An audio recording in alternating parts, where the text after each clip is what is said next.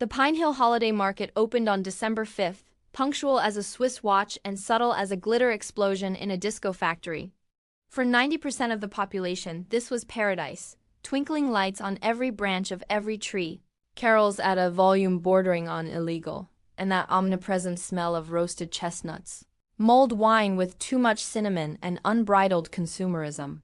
For Charlotte, 42 years old, a Virgo rising in, I have a spreadsheet for that, and owner of the most exclusive gift-wrapping shop in the county, the market was an endurance test. Charlotte walked down the central aisle, trying not to brush against anyone. She wore her camel coat impeccably buttoned, a cashmere scarf that cost more than the decorations at the pretzel stall, and held Watson's leather leash with military firmness. Watson, a basset hound with long ears and the gaze of a Supreme Court judge disappointed in humanity, did not share his owner's haste. Mental note: next time Watson looks at me with those "take me out to see the lights" cruel mother eyes, I must remember he is an emotional manipulator with short legs and a nose for other people's trash. If he stops to smell one more sausage, I'm going to have to carry him. And my lumbar region is not up for heroics. Watson, please, Charlotte murmured, tugging gently on the leash. We didn't come here to socialize with food scraps. We came for the mission. Capital M. Charlotte wasn't there for the Christmas spirit. Her Christmas spirit was, at that moment, buried under 300 orders of wrapping paper imported from Italy and silk ribbons she had to prepare at her shop, the Velvet Ribbon. She was there for a surgical transaction. She had reserved a Victorian snow globe from 1920 at Mr. Abernathy's antique stall. It wasn't one of those plastic snow globes with cloudy water and cheap glitter. It was a collector's piece. Walnut wood base, hand-blown glass, and inside a minimalist scene, a single skater on a frozen lake, surrounded by bare trees, silent, perfect, melancholic, everything her current life, full of noise and rush, was not. She arrived at Mr. Abernathy's stall, dodging a family with 4 children wearing LED reindeer antlers. Mr. Abernathy, Charlotte greeted with her best VIP client smile. Ah, Charlotte. Punctual as always, the old man pulled out a box wrapped in brown paper. Here you go. The jewel in the crown. Charlotte paid without blinking. She received the box. Abernathy put it into a generic red fabric market bag, the kind they gave away at the entrance with the City Hall logo. Take good care of it, the old man said. The glass is original. I'll take better care of it than my own arteries, she promised. She turned around. Mission accomplished. Now phase 2, extraction. All right, Watson, she said, looking at the dog, who was busy trying to lick the boot of a giant papier-mâché elf.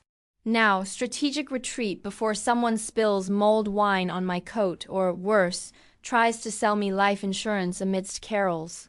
Charlotte adjusted her purse, secured the red bag on her forearm, and started walking fast, dodging tourists with the grace of a retired ballerina. She was mentally calculating if she had enough moss-green velvet ribbon left in the storeroom when it happened. She turned a corner near the waffle stand and, bam, the impact wasn't soft. It was solid, geological. Charlotte crashed into a wall dressed in a rough navy blue wool coat. The world tilted. Charlotte let out a small scream. Her red bag flew off her arm and hit the trampled snow with a dull thud. At the same time, another identical red bag, carried by the wall, also fell. I'm sorry, said a male voice, young, alarmed, with a texture both raspy and warm. Charlotte instinctively crouched down to check for damage, ignoring her dignity. She looked up. The wall was a guy. And when Charlotte said guy, her 42-year-old brain meant adult male who is insultingly younger than me. He was tall. He had brown hair messed up in a way that defied the winter wind and probably any comb. His eyes were the color of damp moss in a deep forest.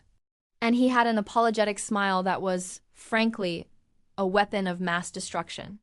But what caught Charlotte's attention most were his hands. They were covered in colorful band-aids. A blue one on the thumb, one with dinosaurs on the index finger. They were big, weathered hands that made things. Great. A walking disaster with an angel's face. Just my type.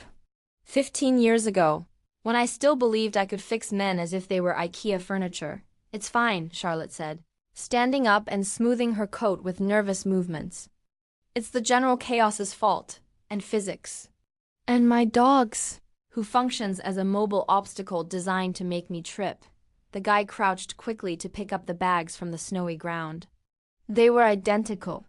I think this one is yours, he said, weighing one of the bags before handing it to her with a comical bow.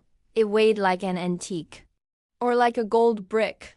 And yours, Charlotte said, taking the bag he offered and giving him the other. I hope it wasn't anything fragile. If I broke something, I have quite comprehensive liability insurance. The guy let out a laugh. It was an open laugh, without defenses, which made Watson perk up his ears. It's just done experiment, he said. He stared at her a second longer than socially acceptable. He had a curious intensity, as if he were memorizing the lines of her face or counting her eyelashes. I'm Liam, by the way. Charlotte hesitated a second. Why was she giving him her name? Was this flirting? Please, Charlotte, look at yourself. You could be his boss, or his cool young aunt. It's not flirting. It's basic manners. Charlotte, she said, sharp but polite. And I'm late for my own life. Goodbye, Liam. Try not to crash into anyone else. You're going to run out of band-aids. Charlotte gripped her bag tightly, pulled gently on Watson's leash, and disappeared into the crowd, feeling a strange tingle on the back of her neck, as if Liam were still watching her as she walked away. Returning to the velvet ribbon was the balm Charlotte needed. Her shop, located on a cobblestone side street, was her sanctuary. Upon opening the door, the smell hit her, a sophisticated blend of craft paper, India ink, dried lavender, and the hot wax of the seals she used to close the most exclusive packages. It was a space of absolute order. The paper rolls were organized by color palettes, the ribbons by texture. The silence was only broken by the sound of the heating and Watson's paws on the wood. Home, sweet and tidy home, Charlotte sighed. She took off her coat and hung it up. She served Watson dinner, salmon pâté, because the dog ate better than she did, and headed to the back room, where she had her small apartment. She poured herself a generous glass of red wine. She took off her low heels. She sat in her reading chair, that green velvet wingback that was her throne. Treasure time, Watson, she murmured, looking at the dog already snoring in his bed. Let's see if Mr. Abernathy was right about the glass. Charlotte pulled the red bag closer. She took out the box wrapped in brown paper. Her fingers, experts in unwrapping, noticed something odd. The paper, Mr. Abernathy used thick craft paper. This paper was dunner, and it was taped with cheap adhesive tape, not twine. A cold knot formed in her stomach. She tore the paper. She opened the lid of the simple cardboard box. She frowned. That was not her Victorian snow globe with the walnut base. Charlotte took the object out. It was a snow globe. But it wasn't antique. It was modern, strange.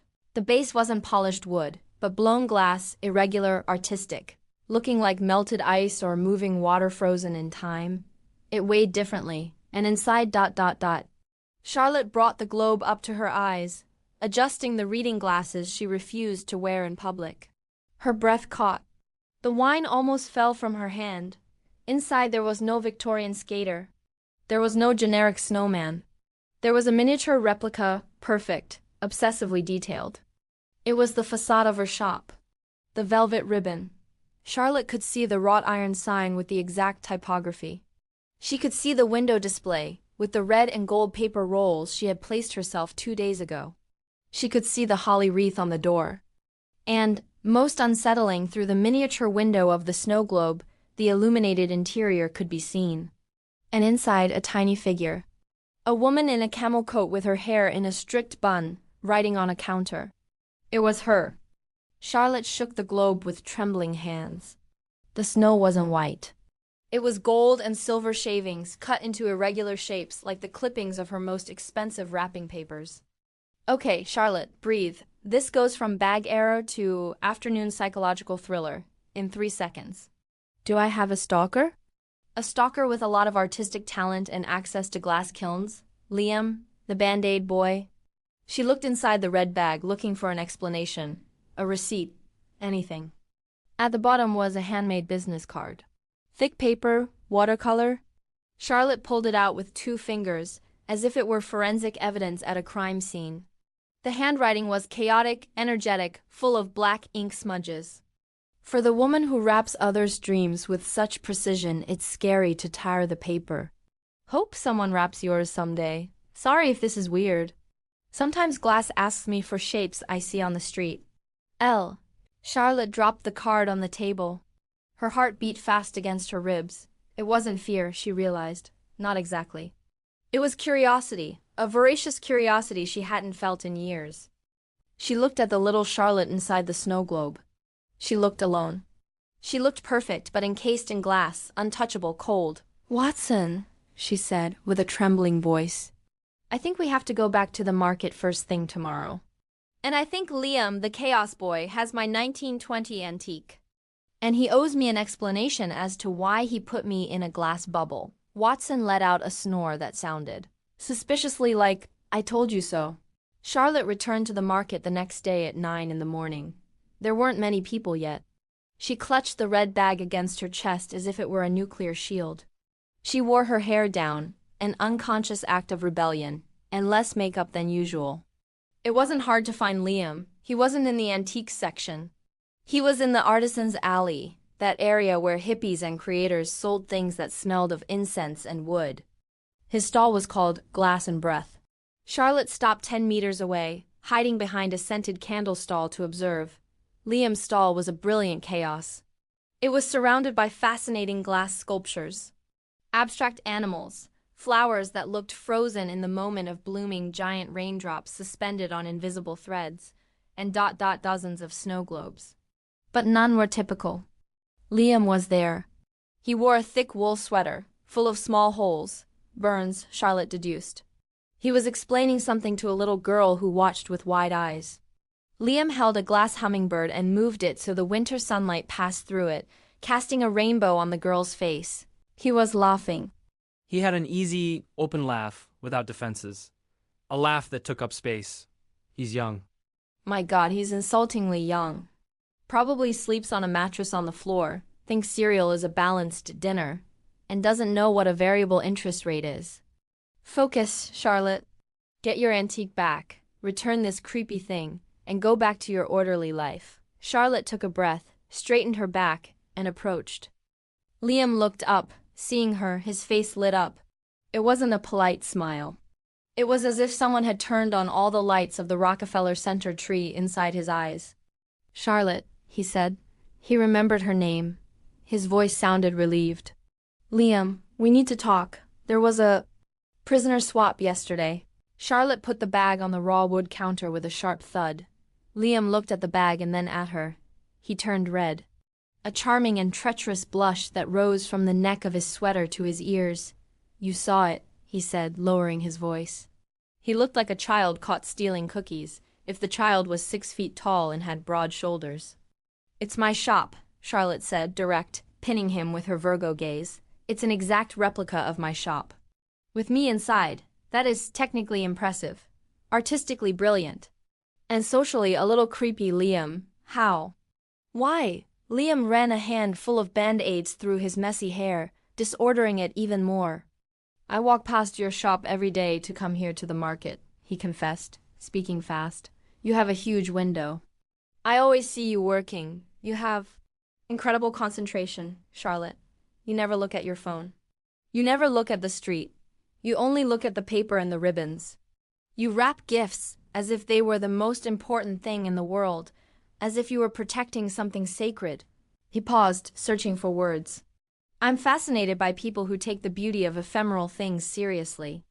Wrapping paper tears gets thrown away. But you make it art. I make glass. Glass breaks. It's the same." Charlotte felt her defenses wobble. No one had ever described her work like that. Everyone said, "You wrap so prettily." No one saw the intention. "It was an experiment," he continued, stumbling over his words. "I was trying to capture the light of your window display in blown glass. It's hard to get that amber tone. I wasn't going to give it to you, I swear. I was going to ... I don't know, keep it on my shelf of things that inspire me. But when we crashed yesterday, the bags got mixed up and..." I panicked when I got home and saw your Victorian antique. You took my antique, she completed, crossing her arms. I hope it's in one piece. Yes, I have it here. It's safe. I've treated it better than my own hands, as you can see. He held up his hands full of cuts and burns. Liam crouched down and pulled the Victorian Globes box from under the counter, wrapped in velvet cloths, probably the softest thing he owned. He gave it to her reverently. Charlotte returned H's. There was a moment of silence. Their hands brushed in the exchange. His were rough, hot, vibrant. Hers, soft, cold, and manicured. The contrast was like a static shock. Sorry for the scare, Liam said, looking her in the eyes. His green eyes had gold flecks. And sorry if it seemed weird to you. I'm not a stalker. Just an observant artist with bad luck and collisions.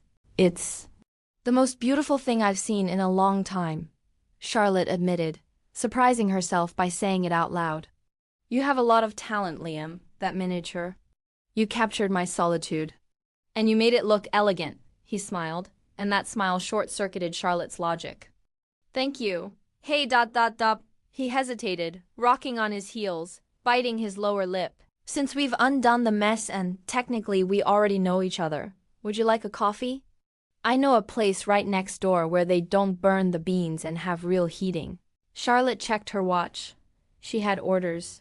She had an ordered life. She had an employee, Sophie, waiting for her to open.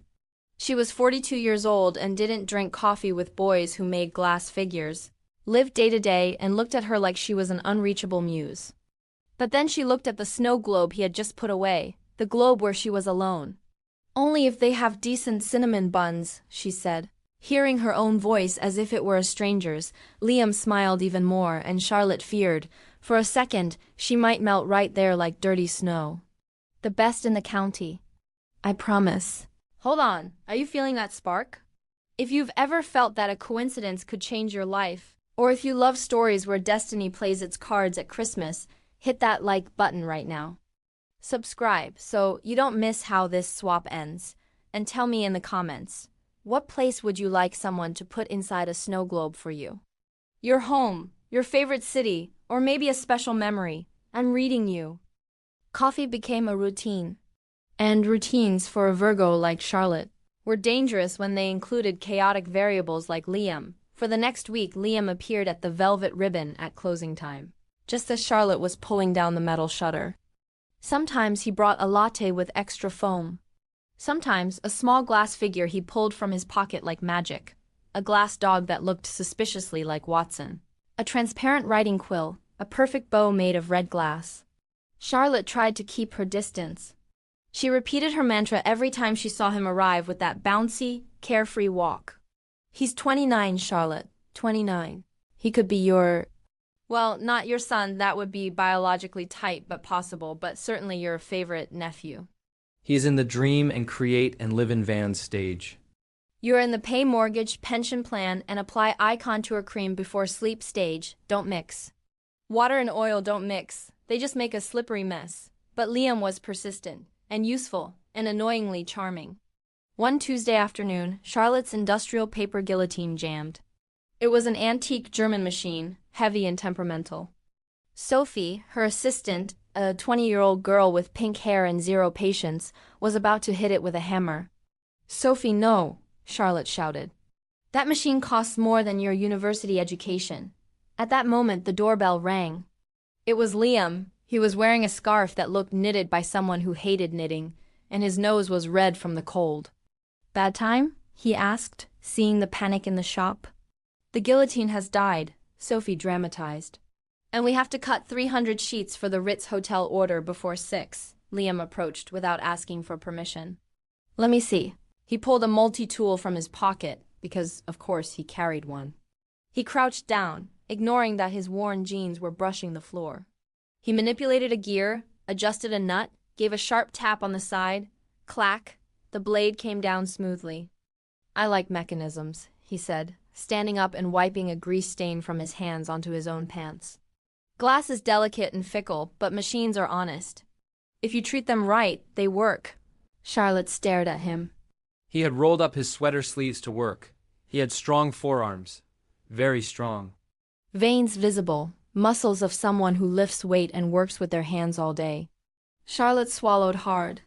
"Thank you," she said, trying not to make her voice sound affected. "Sophie, go get coffees.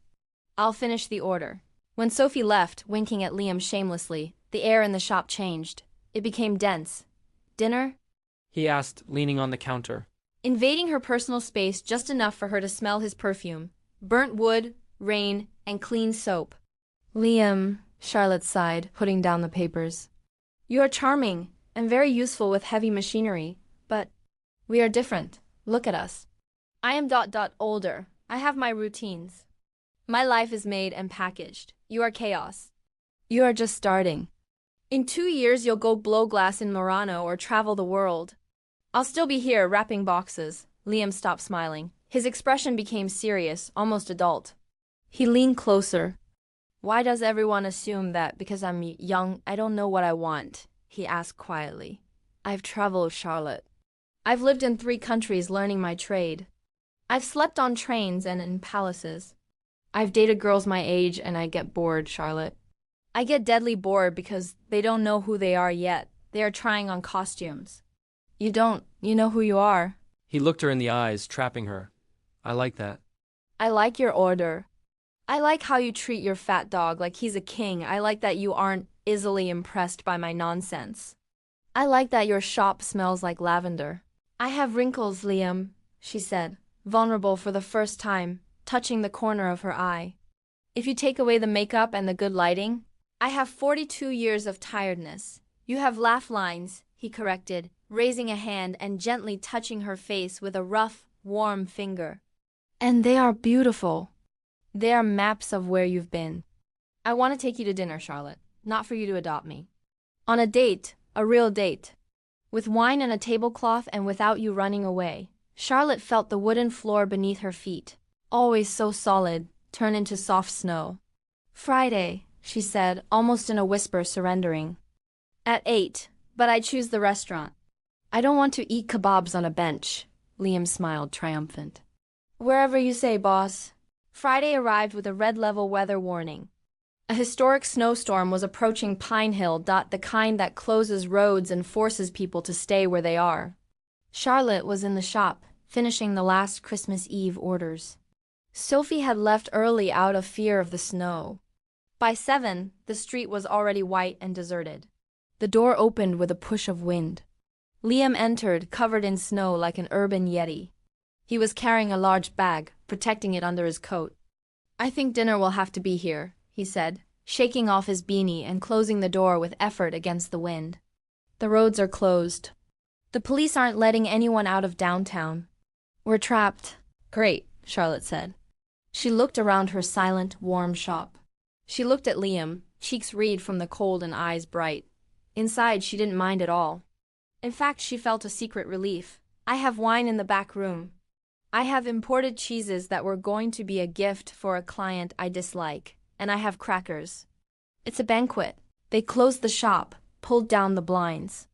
They turned on only the soft window lights and dozens of candles Charlotte had for sale. The atmosphere became magical, a capsule of amber light isolated from the white, roaring world outside.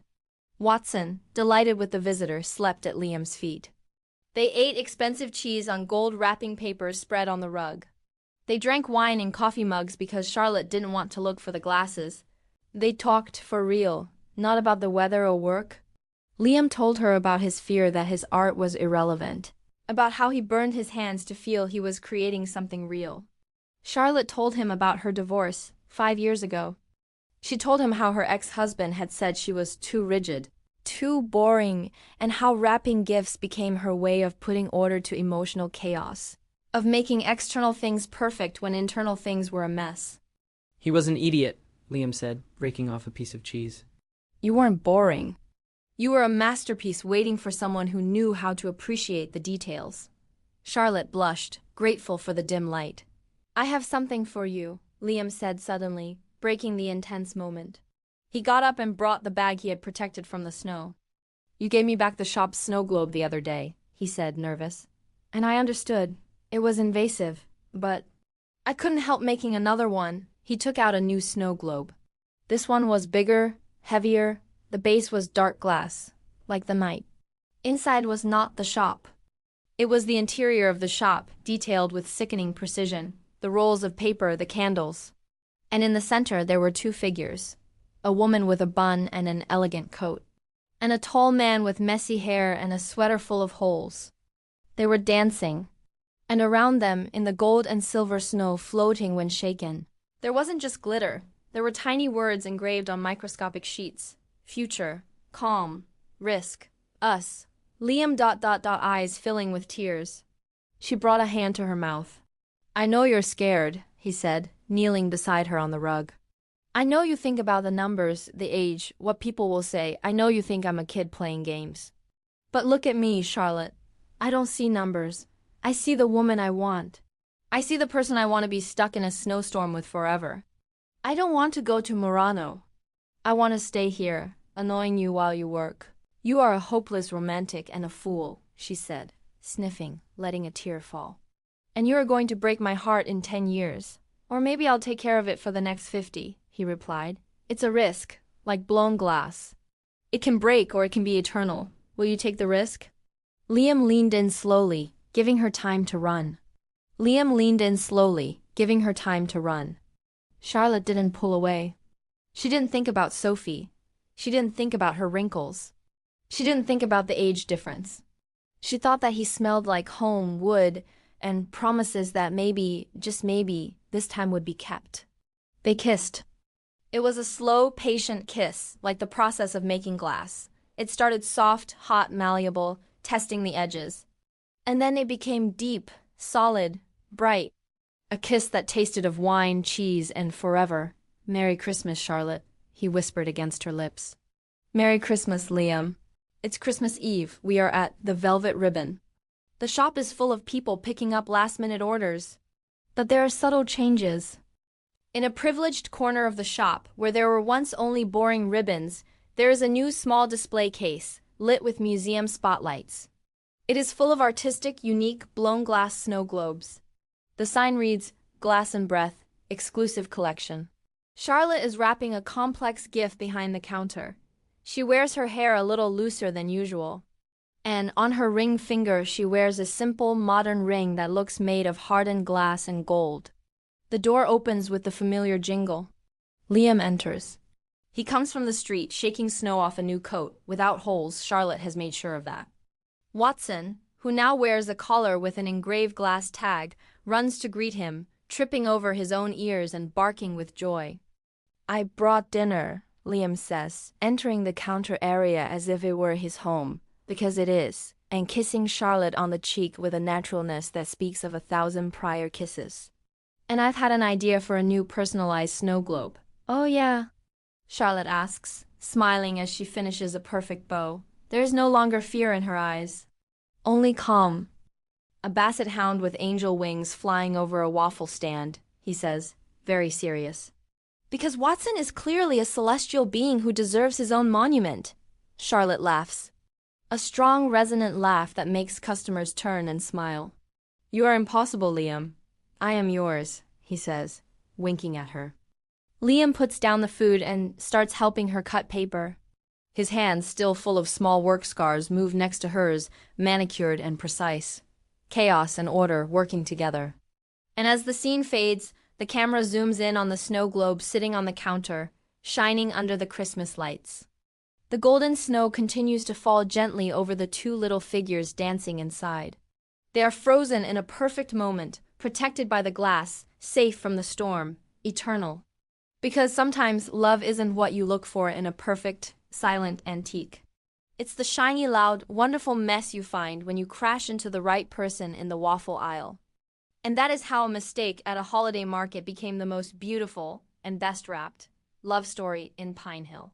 If you like this cozy story and believe that love has no expiration date, give a giant like to this video. Don't forget to subscribe to the channel for more romances that warm the heart like a cup of hot chocolate. And tell me in the comments, are you more into perfect and organized gifts like Charlotte or handmade gifts with a soul like Liam? I'm reading all of you.